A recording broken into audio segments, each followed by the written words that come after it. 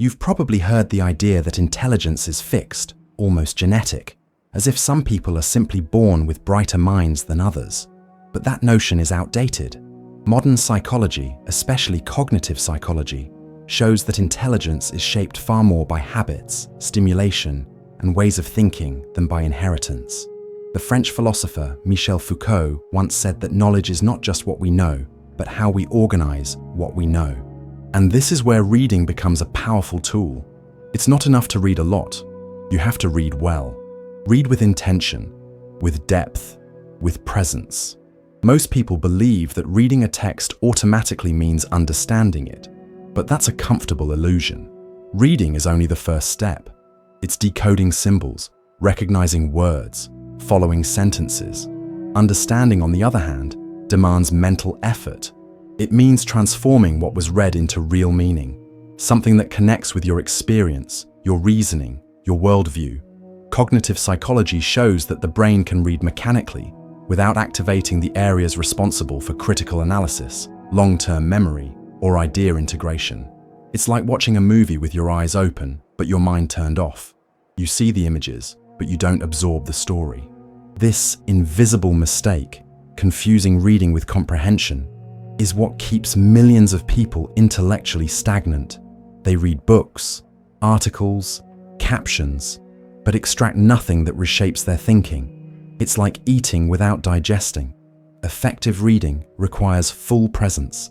It's not enough to glance at words. You need to ask questions as you read. Why is this important? How does this connect to what I already know? Do I agree with this idea?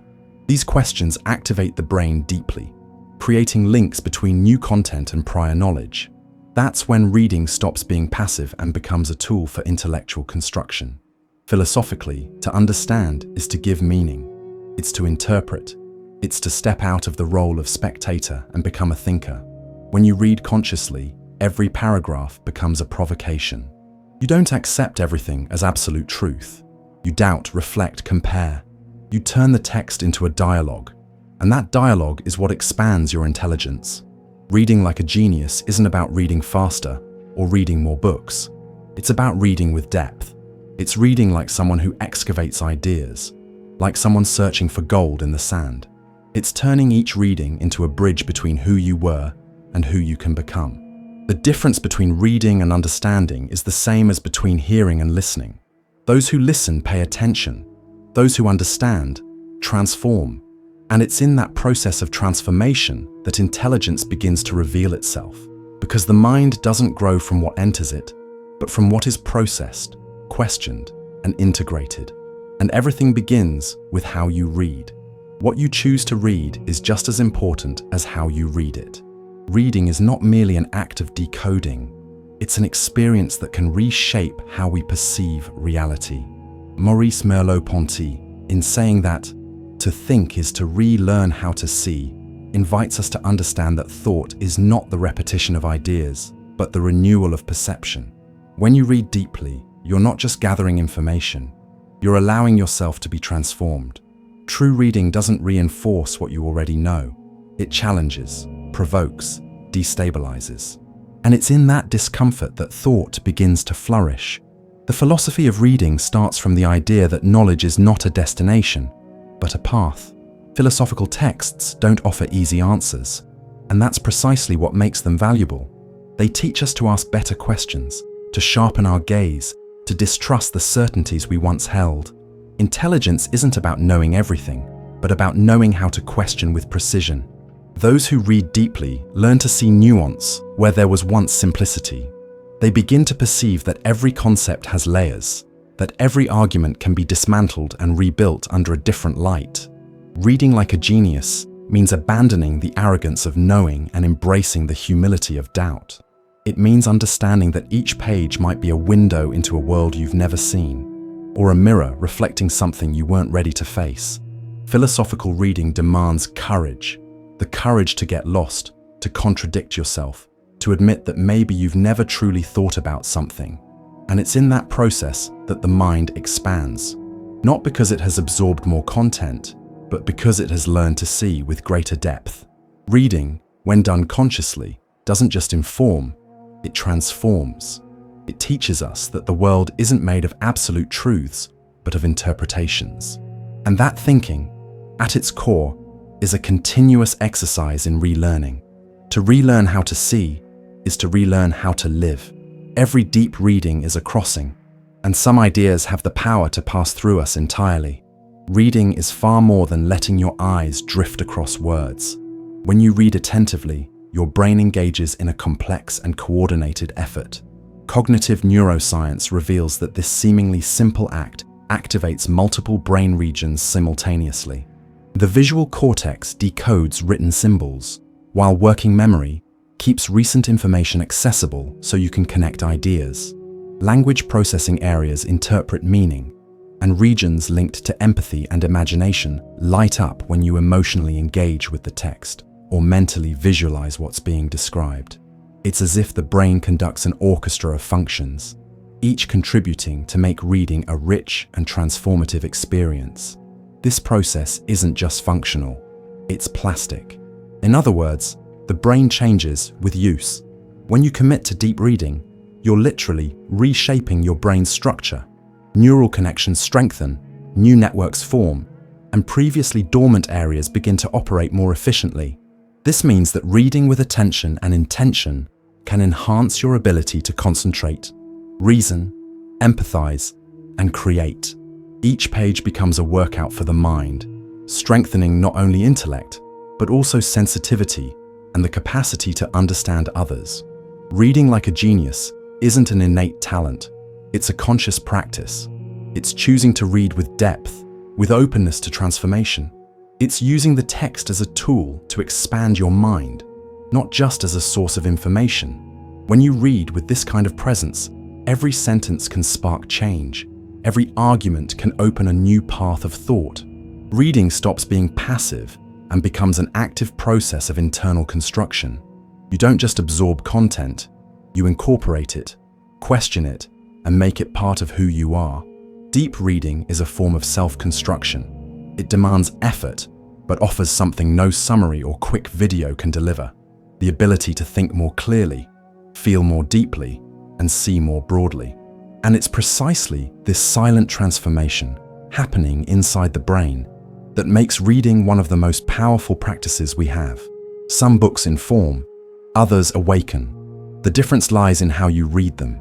Reading has the power to shape thought, but that power depends entirely on what you choose to read. Not every book nourishes the mind. Many are merely distractions disguised as knowledge. Philosophy teaches us that how something is said matters, but it's the content that truly transforms. Superficial reading may entertain or pass the time, but it rarely provokes internal change. It's like consuming empty calories, briefly satisfying, but not nourishing. Books that genuinely expand intelligence are those that demand effort. Works of science, philosophy, psychology, and deep fiction don't offer ready-made answers. They require you to think, to engage, to confront. These texts don't just inform, they disturb. They challenge your beliefs, shake your certainties, and often leave you in silence, staring into the void with a new question in mind. That discomfort is a sign of growth. It's your brain being forced to reorganize ideas, build new connections, and step out of its intellectual comfort zone. Reading like a genius means choosing books that don't merely confirm what you already think, but compel you to think again. It means seeking authors who write with depth, who aren't afraid to explore complexity, ambiguity, contradiction. It means understanding that reading isn't a pastime, it's a practice of mental construction. Each page can be an exercise in logic, empathy, abstraction, and the more demanding the text, the more demanding your thinking becomes. What you choose to read is a choice about who you want to become. Books are tools. Some merely entertain, others build. And the ones that build are those that make you pause, reflect, doubt. They don't end when you close the final page. They continue echoing inside you, sparking new ideas days later. Deep reading is an investment in your ability to think, to feel, to understand the world with greater clarity. Some books are mirrors, others are doors, and there are those rare ones that are labyrinths. You enter as one person and never leave the same. Transformative reading doesn't happen by chance. It demands intention, presence, and method. The first step is choosing a book that challenges you, not one that confirms what you already think, but one that forces you to think differently. Books that require effort, that provoke intellectual discomfort, are the ones most capable of generating real change. When you open those pages, you're not just accessing ideas, you're entering a space where your mind will be tested, expanded, and often dismantled. Read slowly. Speed is not a sign of intelligence, but of haste. Deep reading requires time, requires pause. Highlight passages that provoke you, confuse you, enlighten you. Taking notes is more than recording. It's engaging in dialogue with the text. When you write down your impressions, you're organizing your thoughts, making the content part of yourself. Reread, because the first reading is only the beginning. Rereading reveals layers that went unnoticed, nuances that only emerge when the mind is more prepared. And talk to someone. Solitary reading is powerful, but exchanging ideas with another person can uncover perspectives you'd never reach alone. Turning reading into a ritual is giving it the value it deserves. Create a space, a time, a posture. Don't read to finish the book. Read to be transformed by it. Ritual reading isn't a task. It's a practice of internal construction. It's like entering a temple, not to leave the same, but to leave changed. Reading like a genius is reading as if conversing with the author, as if challenging the text, as if seeking wisdom rather than data. It's reading with humility, but also with courage, because wisdom isn't found, it's earned. Deep reading isn't a habit, it's a way of living, and sometimes a single paragraph can be worth more than 100 pages. Every deep reading is a form of internal rewriting. When you engage with a text attentively and openly, you're not merely absorbing ideas, you're allowing those ideas to reorganize how you think, feel, and perceive. Reading is an act of reconstruction. You begin with a mental framework, with beliefs, thought habits, and patterns of interpretation. And as you read, those structures are challenged, expanded, or even dismantled. It's as if each book were a tool, slowly sculpting the invisible architecture of your consciousness. This process isn't immediate, nor is it always comfortable. Sometimes a simple sentence can destabilize an old certainty. Sometimes a well-crafted argument reveals how confined your perspective once was. And it's in that confrontation, between who you were and what the text proposes, that transformation occurs. Reading like a genius means embracing this rewriting process with courage. It means understanding that true intelligence isn't about collecting answers, but about allowing the right questions to redirect your mind. Deep reading demands surrender. It's not about mastering the text, but about being moved by it, about letting it enter, provoke, dismantle, and rebuild. It's a quiet process, but a powerful one. You close the book, and something inside you is no longer the same. The way you interpret the world shifts. The way you listen to others changes. The way you think about yourself evolves. And that change doesn't arrive with fanfare. It arrives with depth. Reading is an act of intellectual rebirth. Each meaningful reading becomes a new version of yourself, more aware, more complex, more capable of understanding the world in its many layers. Some texts pass through you, others begin to live within you.